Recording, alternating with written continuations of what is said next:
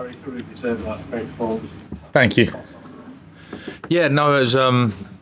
We worked hard on it for 3 days with the players, and the game looked exactly as we'd prepped for, really, which is helpful. Obviously, I go into quite a lot of detail with them, so sort of predicted that Man City would use that structure that they use quite often, and managed to force the ball into areas that we sort of wanted it. Of course, you still need to ride your luck a little bit. They have some fantastic players, but yeah, in terms of the game looking exactly as we'd prepped for, and the lads carrying out the game plan perfectly with discipline, understanding, some quality as well. I thought it was a really impressive performance from the boys.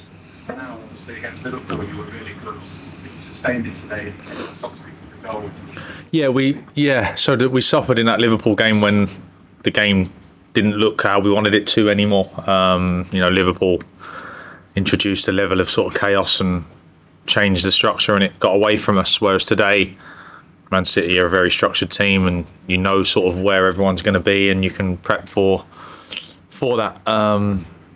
Prep went well, as I say. Lads have stayed fully focused, and the work that Cunha screening the pivot like he did for so long. We did some work on it on Thursday on the grass, and after 6 minutes, I could see his brain was starting to fry, and I was like, "Yeah, come on, mate. We've done 6 minutes. We're gonna need 90 of this on Saturday. So keep your brain switched on." So loads of work that went in, and to be fair, I thought he was, not only him, but he was excellent at his job, especially because so much of it is defensive against Manchester City. For Pedro, Cunha, Chani to be offensive players and to be that diligent without the ball for that long, I thought was an incredible effort. And obviously they carried a real threat on the counter for us as well, which was important. You haven't taken anything away from the players, and obviously your setup. Do you think the return of Nunez actually helped? It gave the crowd some galvanising a bit, didn't it?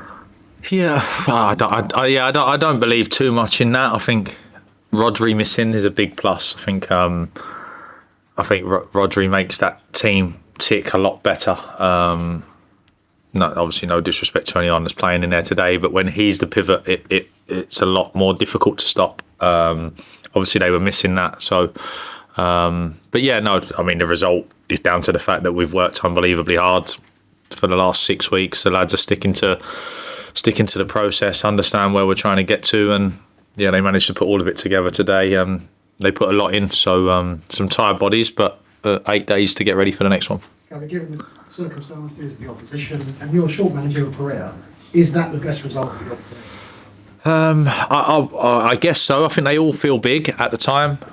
Obviously, I'm still very new. I think it's only just over a year that I've been doing it. So, if you beat the best team in the world, or possibly the best team ever, it's obviously a big result. But in terms of what it means for the team and the club, it's just, it's 3 points. It's an unexpected 3 points against the team that will probably win the league again. But it's 3 points, and as we had to on Tuesday, we reset and we need to get ready to go again. When you're talking about Matheus and his brain frying after 6 minutes, how do you get him to expand that to 90? How does that work in 3 days? And that was obviously just me explaining where we were trying to get them to. He was still engaged in it, but you could see it's a big ask, that job, for a centre forward to screen a pivot for as long as that and stay switched on always, because if you switch off once, they can really hurt you with it. So it was just me trying to alert him to the fact that, mate, you could do this unbelievably well for 87 minutes, and if you just slip on one, that could be the one that they score from. So just trying to make sure he understood the importance of his role. And it's probably not a role that he enjoys. He's an attacking player, wants to show his flair. But it's important that you are able to do that for the team. And I thought he was incredible at it today. And then he also gave us some real quality once he managed to get the ball. Oh, sorry.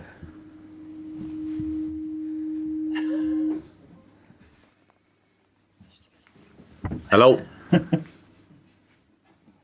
Good.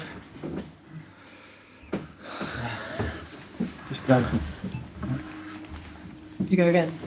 Hello.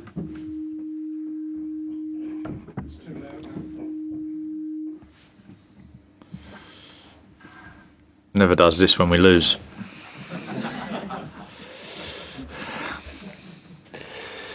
So his brain managed to take it. Yeah, but it's a tough job. So it was all of them, and just stressing the importance of Man City test you mentally. That they'll look for anyone that switches off, they'll find it. So just trying to and make the lads understand the importance of being tactically switched on today, because as you know, I've spoke about the group a little bit already, and they have they're not used to the amount of sort of detail and structure that we have. So they're used to just going off on their own little bits, which they have some success from because they're good players. But trying to keep them away from that today and trying to make sure they understood that if it looks like the tactics board, we've got a real chance of winning today. And they made it look like it for us for basically all the game, yeah. City obviously have this tendency to try and play the left back sometimes further inside. Did you pinpoint that as a possible weakness, because you got an awful lot of joy down there?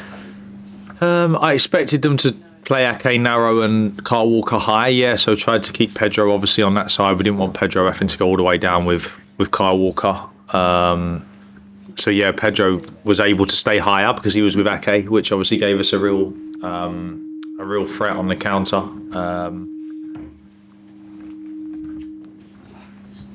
Just try to step back a bit, Gary. Is that better? Yeah. Okay. So yeah, Pedro on this side was to try and keep him high up the pitch. Didn't want him having to track Kyle Walker down too far. So yeah, it worked well. Pedro was a big threat. Sorry, if you just sit back from the mic a little bit. Okay. Yeah. Okay. Emotions ran high after the final whistle. To me, like, looked celebrating in Jack Grealish's face. I think that's a couple of players that we separated.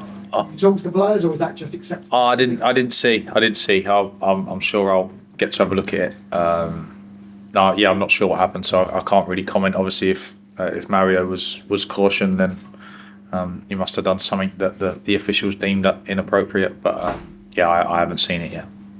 Gary, when Alvarez scores to make it 1-1 in that second half, how pleased were you with the character to come back and win that game? Yeah, I was pleased. I was on the pitch at that point. I don't know if you noticed. I felt it was a big blow to suffer because they'd given so much and it had looked so good for up until that moment. And then Manchester City haven't cut you open. They haven't got in. They've just scored an unbelievable free kick. So it's a tough blow.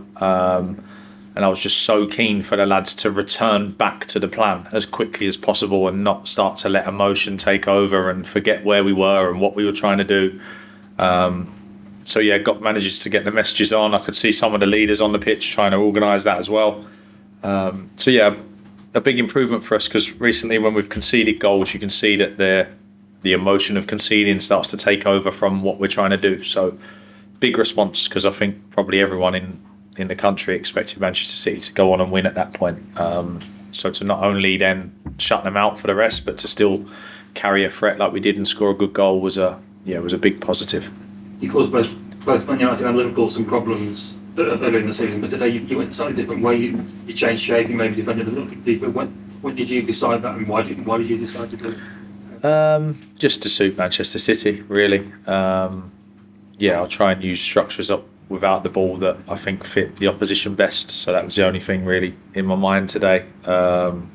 Wasn't a back five to make us more solid. Wasn't a back five to get another defender in the team. It was a back five with Mario because Manchester City load the top line with five and they play a central 10 a lot at the moment. So it's just trying to fit us best against which Manchester City we're gonna turn up today. So the players win the game, not me. So the players carried out a fantastic performance and showed how good they are. Already the season, but again today, obviously it was an own goal, but it was made by him again. Yeah, he's been incredible, hasn't he? I think his energy, his fitness, his work rate, his diligence, his quality. I'm delighted with where he is. And again, I thought there was so many. Booba coming off the bench, I thought was excellent as well. So need to keep pushing. Yeah, I thought the front three. So there's always a temptation against Manchester City to try and get more defence-minded players in the team because you know that a lot of the game is going to be that. But obviously we went with trying to keep an attacking three on there, trying to get them to do the defensive work so that we still carried an attacking threat. And I thought all three of them carried it out unbelievably well. Chani, Pedro, Cunha, incredibly diligent, showed quality and were still a threat going forward. What do you think? completely left field and one we're going to have to ask you. Pep and Vincent Kompany spoke in the week about the need to limit players' games in a year. Have you got a view on whether? Oh, that is left field. Yeah, no, I'm not sure. I think that there needs to be some research done into it. I haven't looked into it at all. I'm just trying to think back to when I played, and yeah, I suppose the top ones, I would guess, Manchester City play an awful lot of football matches. Obviously, they have a bigger squad that helps them handle it. I mean, there are so many points to go down on this question, so I'll probably have to do some work on it and come back to you at next week's press conference, if that's all right. Yeah. Erling Haaland has a good start to the season, many chances, many goals, but today only one shot. What was the plan to stop him, and what do you think about your central defenders? I thought Max and Dorse, who were sort of around Haaland more. Totti was obviously sort of coming out with Foden where he could, trying to be aggressive, so trying to keep Max and Dorse around Haaland when we could. And then if we ever had to get Max to do something else, trying to make sure it was in a compact area, so Dorse wasn't left 1v1 in big areas. So trying to make sure that any time Haaland was a threat, it was in an area that suited Dorse's strengths was where we tried to get it to. And I thought Dorse showed exactly what he is: unbelievable at defending the box, unbelievable at defending the goal, intelligent, fully committed. Max sort of was in and around him as well to give him some protection. So yeah, I thought the two of them were very good again this afternoon against, as you say, probably one of the best strikers in the world. Thank you very much. All right, guys, thank you.